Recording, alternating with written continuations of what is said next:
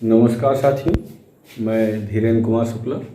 आज आप लोगों का मैं टॉपिक रखा हूँ लेखांकन समीकरण यानी अकाउंटिंग इक्वेशंस। लेखांकन समीकरण क्या होते हैं? ये आपके किसी भी व्यापार के या कंपनी की आर्थिक स्थिति का सत्यापन करते हैं। अब आर्थिक स्थिति का सत्यापन कैसे करते हैं? तो बैलेंस शीट हम बनाते हैं। बैलेंस शीट क्यों बनाते हैं? व्यापार की आर्थिक स्थिति का पता लगाने के लिए। तो व्यापार की आर्थिक स्थिति हमारी कैसी है, इस बात का पता हम संपत्तियों और दायित्वों के द्वारा करते हैं। तो जैसा कि आप लोग को पता है कि बैलेंस शीट जब हम बनाते हैं तो total assets equal to capital plus liabilities के होता है। तो इसे हम इक्वेशंस के माध्यम से सिद्ध करेंगे कि किस प्रकार से total assets is equal to capital plus liabilities. अब एसेट्स क्या है, कैपिटल क्या है, लायबिलिटीज क्या है, ये सब मैं आपको पिछले वीडियोज में बता चुका हूँ। तो अब यहाँ पे हम केवल इक्वेशंस, जो लेखांकन समीकरण है, उसके बारे में बात करेंगे। तो यहाँ पे देखिए हमारा जो जैसा कि इक्वेशन आपके सामने लिखा हुआ है कि total assets is equal to capital plus liabilities. अब यहाँ पे कुल संपत्तियां बराबर पूंजी प्लस दायित्व के होता है। अब ये एसेट्स में क्या क्या आते हैं, ये सब मैंने अलग अलग कैटेगरी में बांट कर आपको बता दिया है कि एसेट्स आपकी फिक्स्ड एसेट्स, करेंट एसेट्स, और कैपिटल क्या है, जिस जो है धन से व्यापारी व्यापार प्रारंभ करता है वह उसकी कैपिटल कहलाती है। और लायबिलिटीज आपकी बताया फिक्स्ड, करेंट और कॉन्टिजेंट। तो यहाँ पे फिक्स्ड और करेंट से हमें केवल लेना देना रहेगा। तो यहाँ पे देखिए आप लोग को मैं ट्रांजैक्शंस के थ्रू, व्यवहारों के थ्रू, क्योंकि प्रत्येक व्यवहार या ट्रांजैक्शन के दो पक्ष होते हैं। There are two sides every transactions. प्रत्येक ट्रांजैक्शंस के दो साइड्स होते हैं। अब हम फॉर एग्जांपल कोई ट्रांजैक्शन लेंगे और उससे ये जानकारी लेंगे कि लायबिलिटीज और एसेट्स कैसे इक्वल हो रही हैं। फॉर एग्जांपल जैसे पहला एग्जांपल हम ले रहे हैं यहाँ पे कि बिजनेस स्टार्टेड यानी 50,000 रुपए से व्यापार प्रारंभ किया।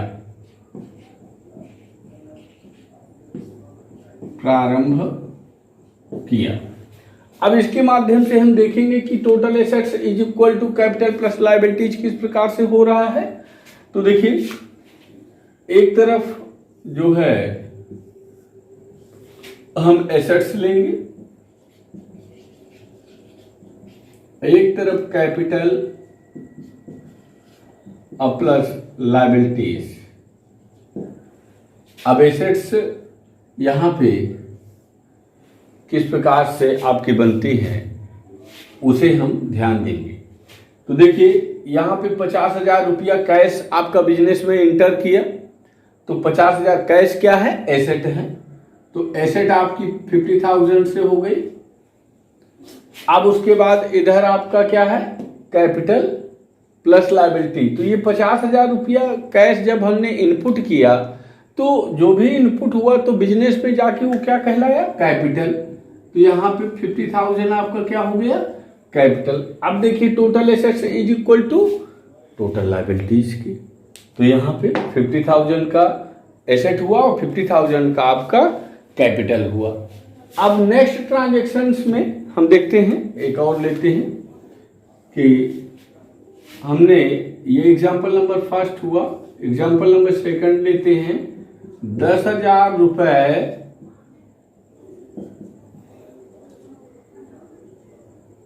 का नकद फर्नीचर खरीदा। नकद फर्नीचर खरीदा। अब देखिए 10,000 रुपए का हमने कैश में, कैश देकर फर्नीचर खरीदा। अब जब फर्नीचर खरीदेंगे तो स्वाभाविक सी बात है फर्नीचर तो हमारे पास आ ही जाएगा, यानी फर्नीचर क्या है, हमारी एसेट है। लेकिन कैश हमारा 10,000 से चला जाएगा, 10,000 रुपया कैश हमारा माइनस हो जाएगा। तो यहाँ पे ध्यान ये देना है कि बिजनेस ये सब एक दूसरे से जुड़े हुए ट्रांजेक्शन्स यदि मान के चलते हैं तो आपकी जहाँ जो एसेट थी 50,000 की, जो एसेट आपकी 50,000 की थी पहले, उसमें से 10,000 माइनस हो गया। 50,000 था, इसमें से माइनस का 10,000, ये कैश 10,000 किस बात का है, कैश चला गया। लेकिन प्लस का 10,000 हो गया काहे का, फर्नीचर का। 10,000 माइनस हुआ किस बात का, कैश चला गया, लेकिन 10,000 आपका प्लस हुआ किस बात का, फर्नीचर का। तो ये आपका इज इक्वल टू कितना हुआ, 50,000।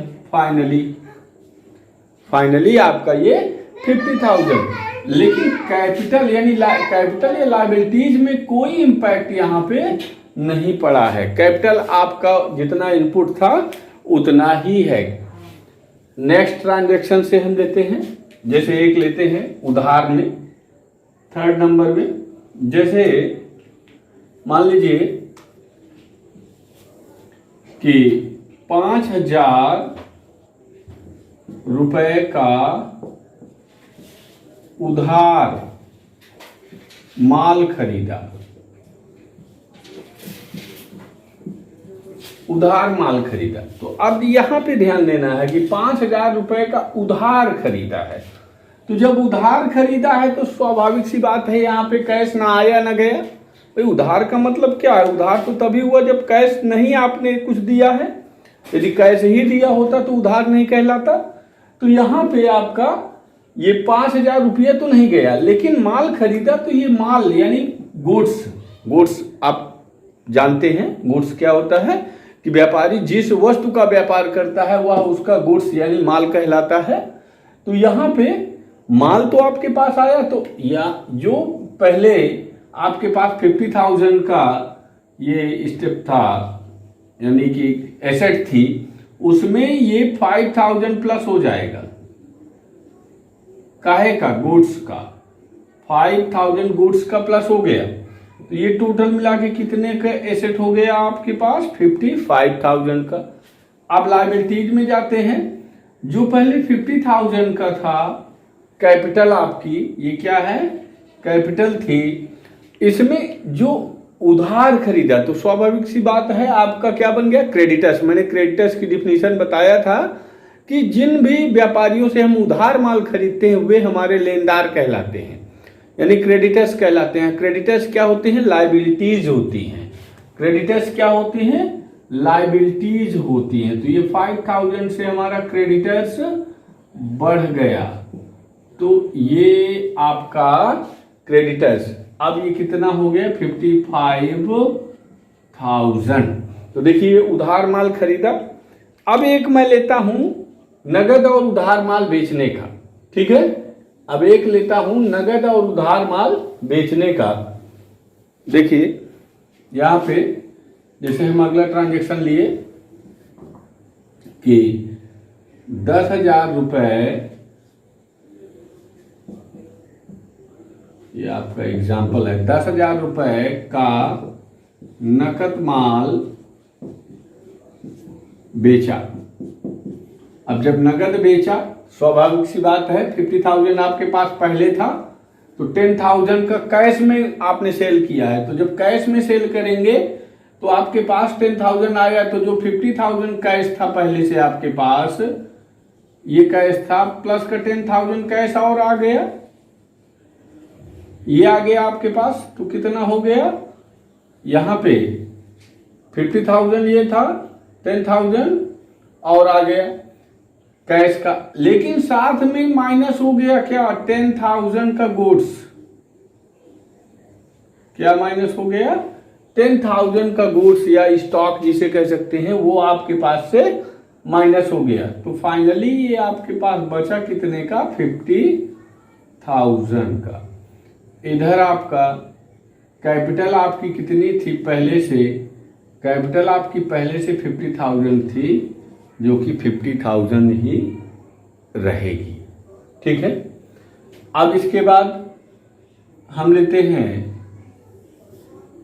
कि एग्जाम्पल नेक्स्ट, इसी में मान लीजिए यही कह देता 5,000 का उधार माल बेचा,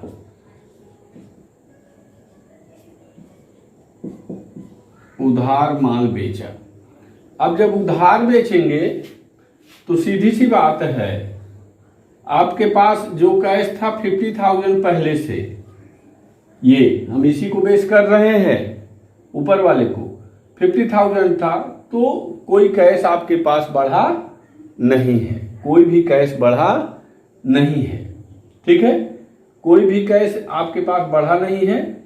यहां पे आपकी कैपिटल कितनी थी 50,000, लेकिन यहां पे एसेट आपकी उधार बेचा है, तो उधार बेचा है तो आपके क्या बढ़ गए, जिन ग्राहकों को हम उधार माल बेचते हैं वो क्या कहलाते हैं, हमारे डेब्टर्स कहलाते हैं, वो हमारे डेब्टर्स कहलाते हैं। तो कितने का 50 नहीं 5,000 है, 5,000 ये कैश का है, ये डेब्टर्स का है,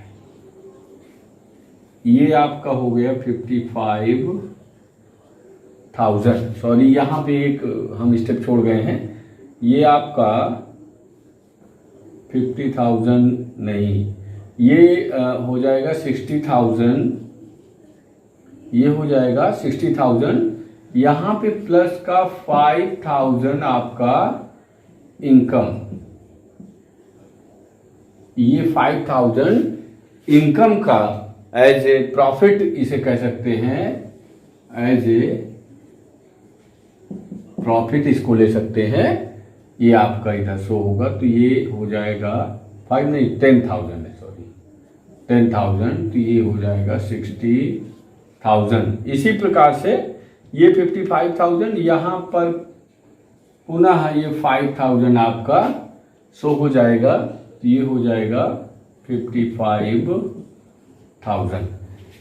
तो ये आपका जो है नगद उधार, परचेजिंग सेलिंग, ये सारी चीजें हो गई। मान लीजिए कुछ एसेट्स हम खरीदते या बेचते हैं, कोई एसेट्स हम खरीदते या बेचते हैं, या कोई एक्सपेंसेस हम जो है करते हैं।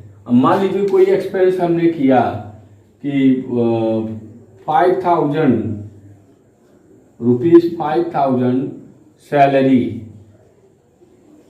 पेड, 5,000 रुपए वेतन का हमने चुकाया।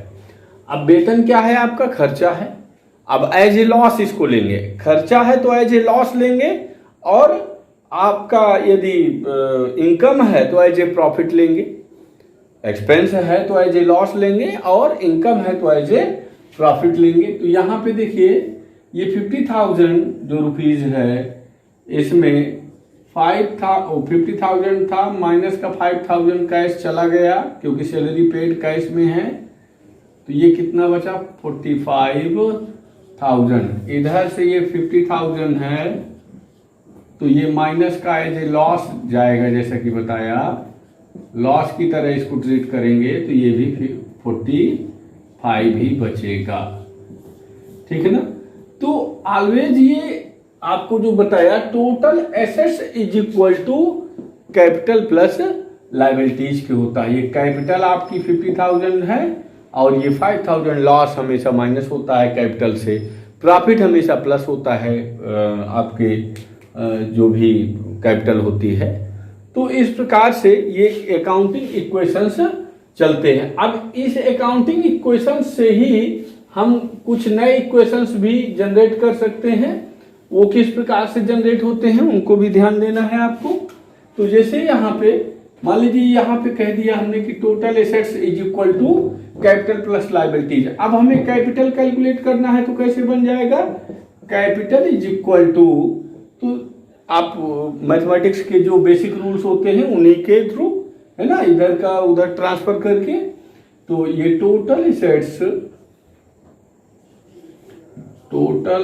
एसेट्स माइनस का लायबिलिटीज, और यदि इसी में हमें लायबिलिटीज ज्ञात करना है तो liabilities is equal to total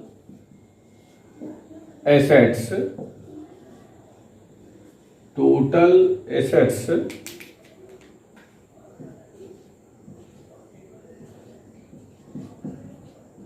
minus का कैपिटल। ये आपका टोटल एसेट से कैपिटल माइनस हो गया। जब हमें कैपिटल ज्ञात करना है तो टोटल एसेट से लायबिलिटीज माइनस कर दिए, जब कैपिटल ज्ञात करना है तो टोटल एसेट से आपका यहाँ पे लायबिलिटीज हम कैपिटल माइनस कर, जब कैपिटल ज्ञात करना है तो लायबिलिटीज घटा दिया, और जब लायबिलिटीज ज्ञात करना है तब कैपिटल माइनस कर दिया। तो इस प्रकार से ये आपका अकाउंटिंग इक्वेशन प्रूव करता है कि जो जैसे जिस प्रकार हम इक्वेशन में प्रूव किया करते हैं left hand side is equal to right hand side, ठीक उसी प्रकार से total assets is equal to capital plus liabilities. तो आज हमारा जो टॉपिक रहेगा सिर्फ यहीं तक, ठीक है। कल हम इसके आगे देखेंगे। धन्यवाद, नमस्कार।